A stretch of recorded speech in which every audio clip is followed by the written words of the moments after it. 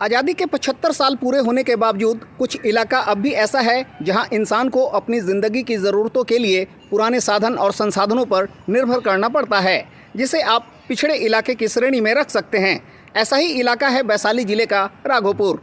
राघोपुर गंगा नदी के किनारे बसा क्षेत्र है जहां लोगों के लिए गंगा पार करने का साधन आज भी नाव है। लेकिन हम बात करेंगे राघोपुर के उन मासूम बच्चों की जो नाव की सवारी करते हुए गंगा पार पढ़ने जाते हैं। पढ़ाई लिखाई के लिए ये बच्चे एक ज़िले से दूसरे ज़िलों के बीच खतरों का सफ़र करते हैं। स्कूल आना हो या फिर स्कूल से घर जाना हो, इन बच्चों को गंगा की उफनती धारा को नाव से पार करना पड़ता है। डर और खौफ से बेफिक्र ये स्कूली बच्चे हर रोज़ इस खतरे को दोहराते हैं। नाव पर लयबद्ध तरीके से बैठे इन मासूमों को जब सूरज की तपिश का एहसास होता है, तब ये बच्चे उन किताबों को अपने सिर पर रख लेते हैं जिस किताब से इन्हें ज्ञान मिलता है। इसी किताब से बच्चों को ज्ञान मिलता है और नाव पर सूरज की गर्मी से भी यही किताब उन्हें बचाता है।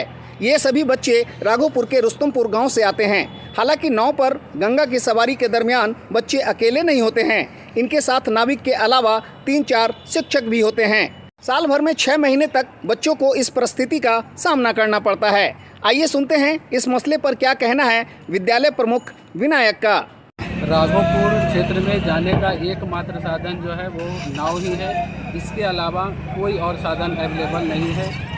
किसी भी तरह के लोगों को अगर उस साइड राघोपुर जानी है तो आपको नाव का ही सहारा लेना होगा। अगर आपके मन में डर भी है तो भी आपको जाना है तो आपको नाव का ही सहारे जाने होगा। अगर नहीं डर है तो भी आपको नाव के ही सहारे जाना होगा। कितने बच्चे का आना जाना होता है?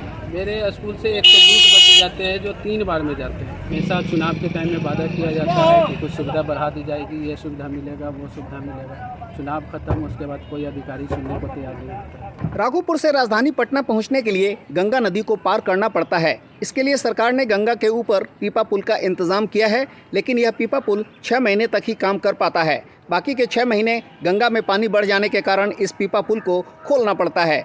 पीपा पुल खुलने के बाद राघोपुर वालों के लिए नाव ही एकमात्र साधन बच जाता है। ऐसी सूरत में प्रशासनिक स्तर पर पुलिस वालों की ड्यूटी लगाई जाती है जो ओवरलोडिंग जैसे मामलों पर अपनी नज़र बनाए रखते हैं। पुलिस अधिकारी को सुने। यहाँ ओवरलोड नहीं चले उसके लिए निरीक्षण किया जाता है और नाविक को हिदायत किया जाता है कि क्षमता के अनुसार ही नाव पर व्यक्ति को लोड करें, अनलोड करें। यही साधन है, कोई दूसरा साधन है नहीं आने जाने का।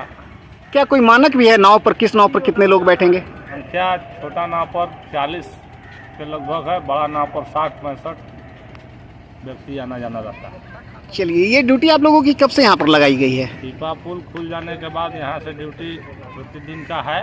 गंगा नदी पर पीपा पुल खुल जाने के बाद आवागमन के लिए नाव का ही सहारा बच जाता है। किसी आदमी को आना जाना हो, सामान ले जाना हो या फिर 2 पहिया 4 पहिया को ले जाना हो, गंगा पार करने के लिए नाव ही एकमात्र विकल्प है। न्यूज़ ट्यूब 24/7 के लिए फिरोज की रिपोर्ट।